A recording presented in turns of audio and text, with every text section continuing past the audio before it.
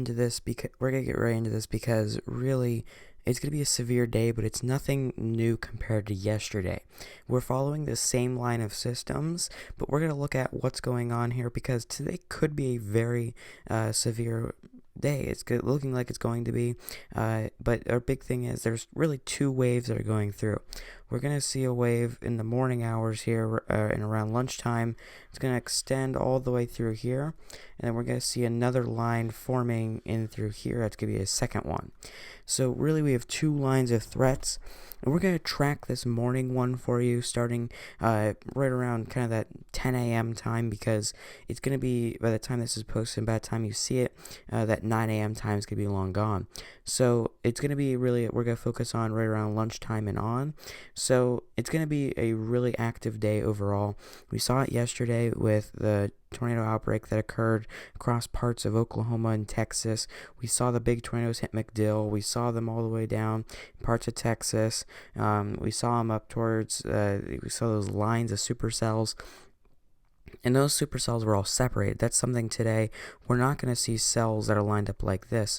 We're going to see a line, and we're going to see a lot of supercells back here, but they're all going to be embedded in the bigger storm. So we're going to focus on some big things here. And so we see this enhanced threat, obviously just kind of outlining the coast. We see it all the way through here. And our biggest area of threat in this part, we're going to see some down here in Florida, but our big thing is going to be what's occurring pretty much anywhere in here. So we're going to come back at the end and outline where in here today I think our biggest threat is, because like we have Atlanta up here, we have parts of like Macomb and some other areas down in here, and then we have Tallahassee and Jacksonville, all of that, and even in the parts of Mississippi, we have like Mississippi, Alabama, Montgomery, and a few other places. So it's going to be a big day and a lot of big cities involved in this, and a lot of big cities in South Carolina. So I'm going to take you down now to our discussion so we can kind of outline a few important things here. We're going to highlight them in red. There is an enhanced risk of severe thunderstorms from parts of far eastern Mississippi, across parts of Alabama, southern Georgia, northern Florida, and the Florida Panhandle to South Carolina. Severe thunderstorms are expected across a large portion of the southeast Thursday through Thursday night, including the potential for a few strong tornadoes, along with damaging winds and large hail. So our biggest threats for these, obviously, since they're listing, tornadoes are our biggest threat here today. We have that high chance, and even here this morning we were watching tornadoes and stuff form. So I want to take you down now to our synopsis, where it talks about between a pair of low amplitude ridges near a western east coast, a broadly cyclonic flow aloft will prevail across the U.S. through the period. Within this broad cyclonic regimen, a short wave is through the forecast to move steadily eastward across southeastern quarter of the country. At the surface, a low initially expected to lie in the vicinity of the Ozarks moves east in the Tennessee Valley area by late afternoon, early evening, through and then even northeastward across parts of the Appalachian Valley. A trailing cold front will sweep across the southeast, while a wedge damming front will be slow to retreat across the Carolinas. So what to expect in the southeast? A somewhat complex, messy scenario is unfolding for today. So when they say that, we know that it is very hard to predict where we have tornadoes at. So as widespread convection currently spreading across the mid and lower Mississippi Valley into parts of Tennessee, Mississippi, and Alabama, will continue moving eastward early this morning by 12Z, which is our kind of morning hours there. The strongest convection, including ongoing risk for severe weather, should extend westward and southwestward in east central Alabama and southeast Louisiana. So really our key for today is going to be looking at what storms are coming out of Alabama and Louisiana, because those are going to keep being fueled throughout the day.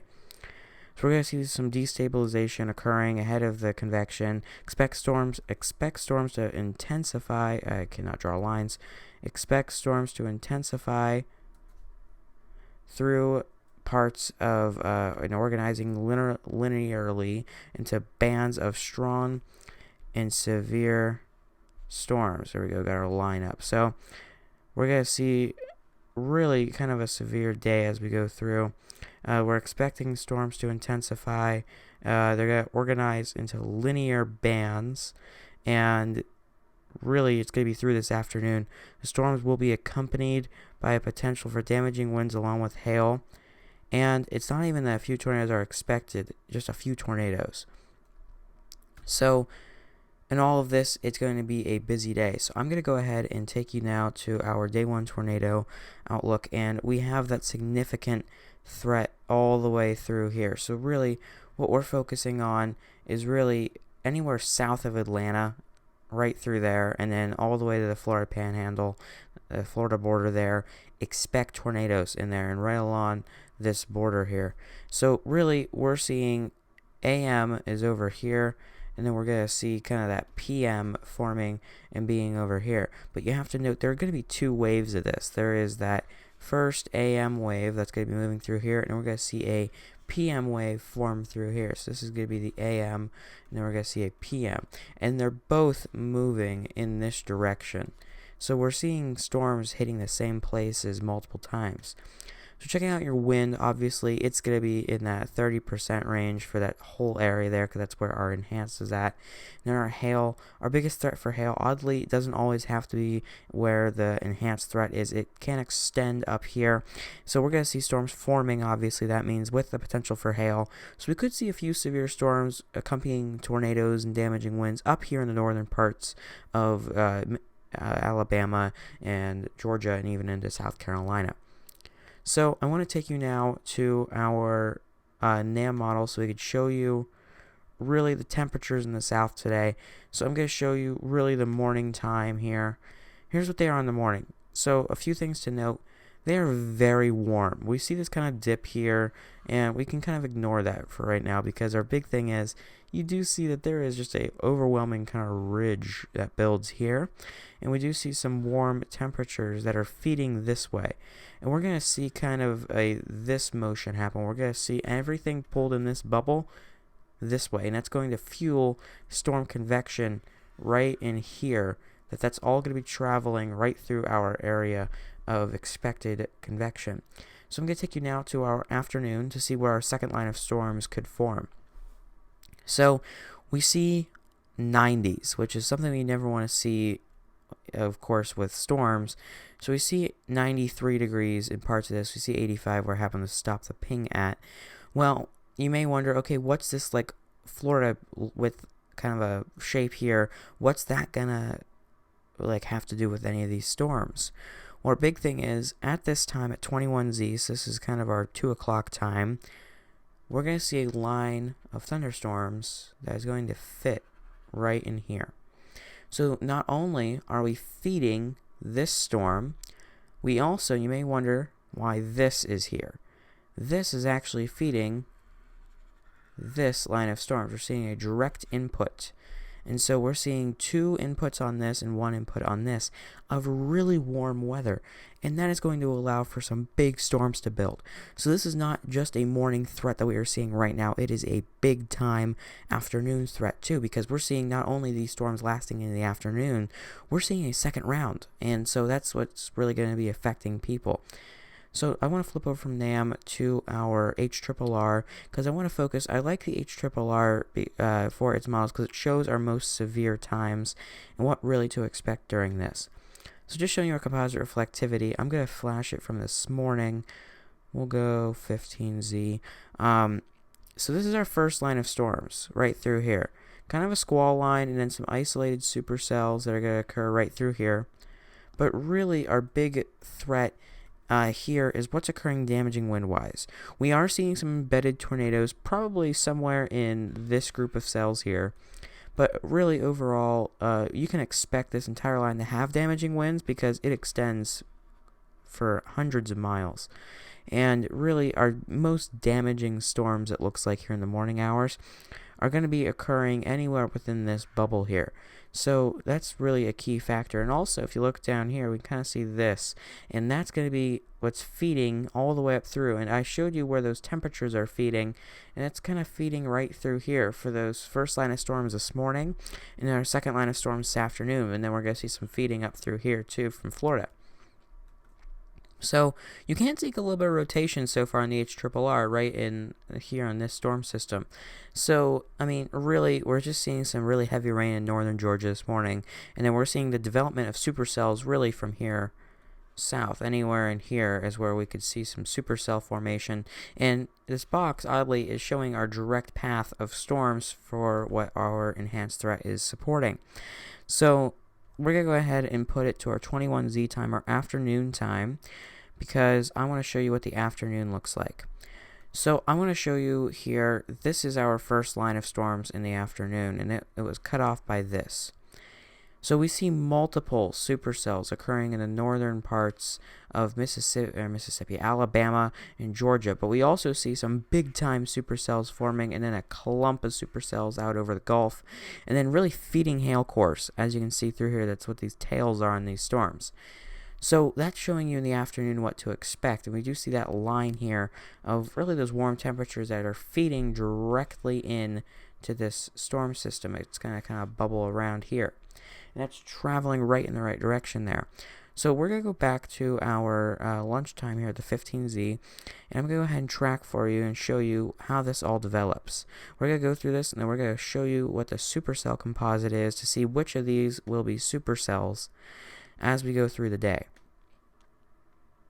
And once again, these aren't being super big supercells on their own pulling energy.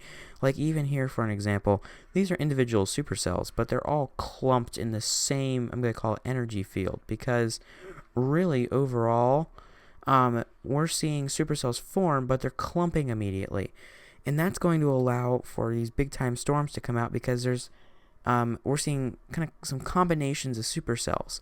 And we really see that daytime convection occurring, and we even see squall lines within a squall line. We could see a squall line of storms all the way down through here, and even whatever enters onto the coast.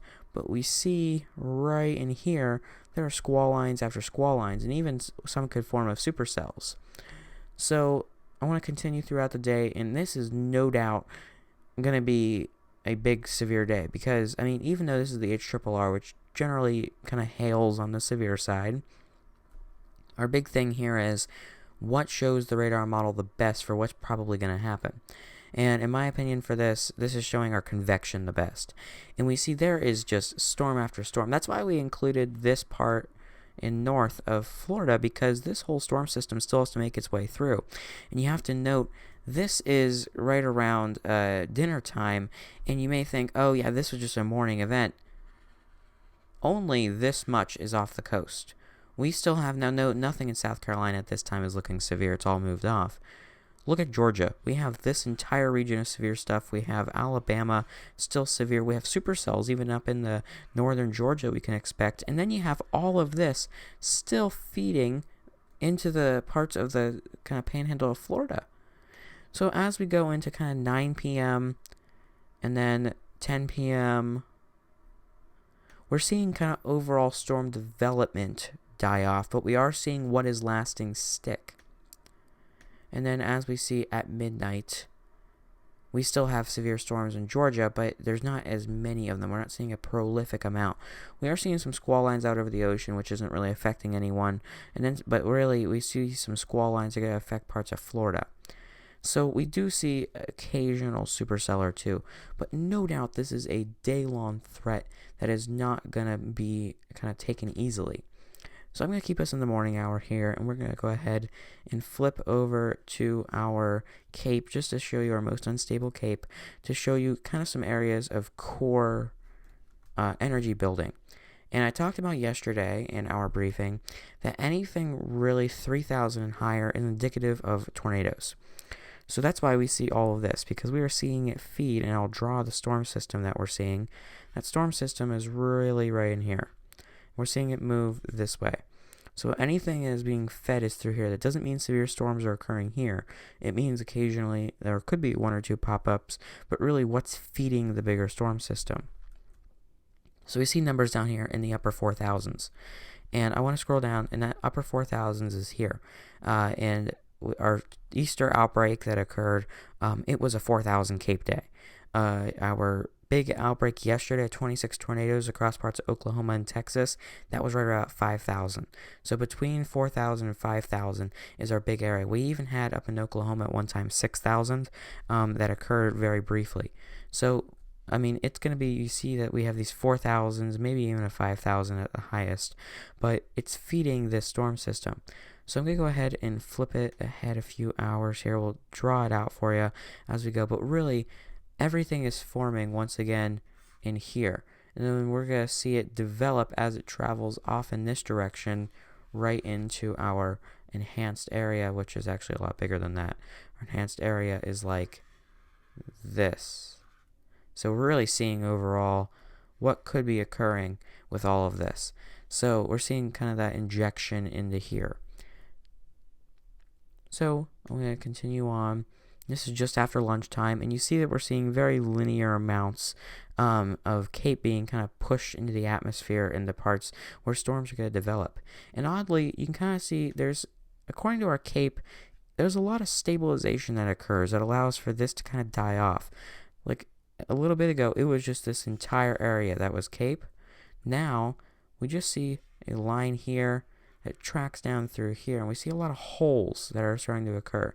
Like here, here, here, and even through here we could see a hole. So, our big thing is, it's not that means the storms are dying. That means the storms are using. So, a lot of times when we're seeing this, if we see it out in front here, a lot of times that means a storm could be using it right along here. So that's what we can expect, is that there is enough energy that is allowing these storms to be fueled. And as we see throughout the day, we see some re-strengthening, because earlier we had some 4,500 numbers. Now we're seeing them in the upper 4,700s and 4,800s and even 4,900s in a few spots. So as we enter our afternoon, we see pockets of really high instability CAPE. And that's going to allow some really kind of, we even see some through here, but really this pocket here is feeding all of the storms in here. And then we're going to see this kind of dry pocket allowing storms to form back here. And we're seeing all of those move off that direction. So it's going to be a very severe day in the fact that instability isn't going away. It keeps regenerating. It recycles. And as we see it die off really right around 7 p.m., but we still have little pockets of it. And that's why we saw some supercells forming up through here. But our biggest system is now off the coast. So we see that biggest system over here. But now our afternoon system is anywhere in here. And so this is allowing us to really see what's occurring, and at 8 p.m. really is where we see some in Louisiana, but that's why we see only our biggest threat down here that's going to affect Florida really in the overnight hours. That's what's going to affect really anywhere north of Tampa all the way up to Jacksonville and Tallahassee is where we're going to see that overnight threat. So that does it for our unstable CAPE.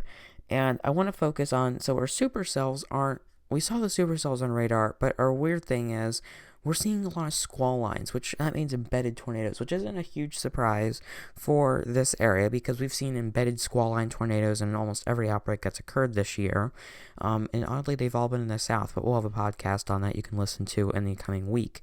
But our big thing is our SIGTOR. So the dire question is, am I going to get a tornado? So our SIGTOR shows you really where the chances and where the highest chances of tornadoes in our systems. So this is our highest SIGTOR, and when we look at this, we're seeing what is the highest SIGTOR at the time. That does not mean that there's going to be a tornado. That means what has the energy to produce a tornado.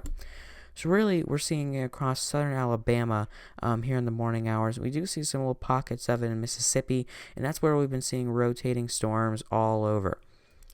So we're going to track this as it goes through and highlight as we go a few areas of developing severity. So really, as we see this entire area, the border of Alabama and Florida, no doubt some big severe stuff, but we will see some in Mississippi as we go through the day. We see some little pockets of supercells, and even Louisiana we could see one or two. But our biggest area is to watch is anywhere in here. We see across here a 5, we have a 4, 5.6, and so now I'm going to show you what all those numbers mean. So our highest end is really a 9 or a 10, and our lowest is 0, obviously. So our middle of our scale, where we're going to say a 50% chance, is really at that 3.5. And a big thing to focus on is when we see these numbers through here, I like to think of it as if it's a 4, that's a 50% chance. Because normally, if there's a 4, there's going to be a tornado somewhere. It just, is it going to be in your location or not? So we see that there is whatever cell at the southern side of this whole system is going to be holding the severity as we go right about lunchtime. So at 1 p.m. we do see some really high numbers in the Florida area, and then we do see some individual supercell formation that's going to be some higher crossing into Alabama. So we're going to continue on, and we see that really this whole storm is being used, but we're seeing kind of a cut being taken, allowing this northern storm to kind of gain that overall severity that we're finding. We're seeing this kind of die off, but we are seeing a refocus of what's occurring up here in parts of really Alabama. So looking at this, we are seeing some regeneration of storms across Georgia in the afternoon time, but you have to know, here was our first morning storm system. Here is our new second storm system. Which one looks more severe?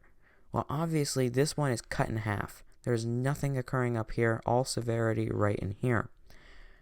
This storm system is severe from the bottom all the way to the top.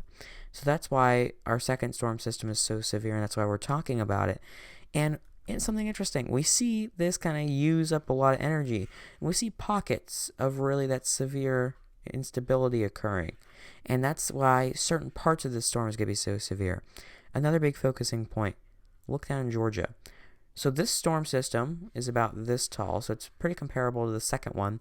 While we have multiple areas of kind of some of that 3 to 4 range, we see that 5 and 6 in one part of the Georgia storm. So you may think, oh, this storm is weak. Not whenever you're getting high readings like 6.3. That just means that the whole rest of the storm isn't super strong. We're still seeing it being fed. So all you need is one part of the storm to be strong. You don't need this for tornadoes. You just need that. So that's our key there. We're going to see recycling and regeneration of storms. We're going to see tornado genesis occurring the entire day in mesocyclone genesis. Mesocyclonic genesis is a big time storm producer in there, and that's something we have to watch out for. So that's something that we'll keep an eye on and see what occurs with it. And then we see it die off, but a little strengthening in Florida. But really, it's not about how big it is. It's about where the system is occurring. And the worst of it is kind of over at this point. We do see a split in this storm. Severity occurring up here, and then a big severity occurring down here, and it may be over here. And in parts of Georgia also. So really, this whole system kind of dies out. The entire systems die out, and this is where we see this entire system is now off the coast. But we do see that second system, which should be right about in here at the time. They're following about the same distance apart, because what we're seeing with this storm system is they're a pair. They're moving together and about the same speed. So we do see occasional supercells that will gain strength, and that's why we do have a slight threat that is outside of our enhanced threat. And then we'll keep an eye on what's occurring down here in Florida, because we really see kind of this injection along this line that is going to affect Florida, so that's a big key there. So really, that shows you what your SIGTOR is, and that shows you really all the information you need to know for today on the basic level, because really, I mean, we're seeing throughout this entire time period severe storms that could be producing. So going back through again, I want to keep an eye on a few times. Really, I'm just looking to see what I think the biggest spots are, and then our most severe times, and we're going to go ahead and go back, and I'm going to highlight the areas where I think the highest chance of storms are going to be at for today. And so, let's switch the color there. Okay, it's red. So, where are reds at? I'm going to mark dots first, and then I'm going to mark in letters where I think our biggest overall threat is going to be at. So we're going to exclude the fact that right now the storms are here, and we're going to put really from lunch on where I think they're going to go and how they're going to produce. So I think our key areas are going to include this part of the storm. So I'm just going to bubble it in here. So everything in red here, everything within this circle. And then another key portion is going to be really down here. And I know that's a weird shape, but that's just because it's the coastline that's being affected there. But really, we're really seeing these two spots. We're not seeing much producing here, which doesn't mean nothing can, but you have to note we are seeing that there are two kind of ideologies with these models. So we have a storm energy here, and it's really split in half. This energy is going that way, this energy is kind of diving this way. So we're seeing a split really occur here. So that was our really overall looking at that. So we saw a bubble. I'm just going to circle it here, and then that was way too tall. So we saw a circle that occurs here, and then a circle that occurs really right through here. And that shows you where I think those are going to be at. So really, then we're going to look at what's occurring with this first storm system. I really think looking at all the models, anywhere in here can also have it, because we see time after time today, according to multiple models, that we're going to see really tornadic potential occurring in here. And then we're not seeing too crazy much over here.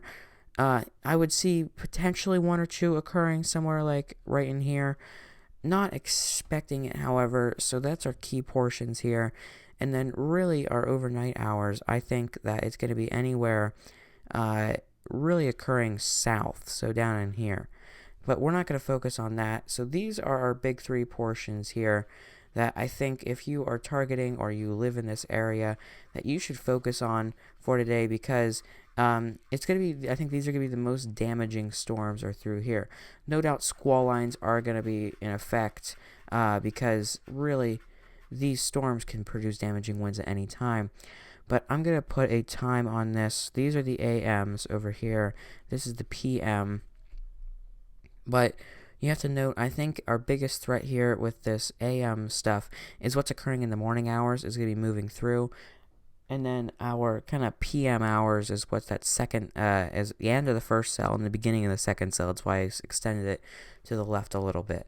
So I really think you can expect these in the morning hours here, just before lunch, these two. And then I think, so this one, we'll just put a time on it. We'll say by 10, and then really this one down here, this is going to be anytime producing in the morning, but I really see this producing at 2 p.m. Right, the AM back up here. Really 2 p.m. through here. And then we're going to see multiple rounds hitting this part. So really anytime I'm going to say we can see these storms entering in really from 2 p.m. And then I'm going to say to probably 6 or 8. We'll say 8 p.m. on the long term, because we're going to see multiple storm systems heading through. So this is your look today. These are the three spots really that I think key target areas are going to be for storms based on the HRRR and NAM models. That involves the NAM CONUS also. But looking overall and looking where the instability is feeding, these are the three biggest areas that are going to be occurring. So I hope you all stay safe today, and I want to thank you again for watching the briefing. And check out our forecast for today if you haven't, because it's going to show you on the national level, not just the southern level. Yeah, and that about does it for today. We hope you check us out tomorrow for tomorrow's forecast. We hate to be on these briefings because that means that bad weather is occurring, but of course we want to inform you when bad weather does occur. We hope you have a good day and stay safe out there.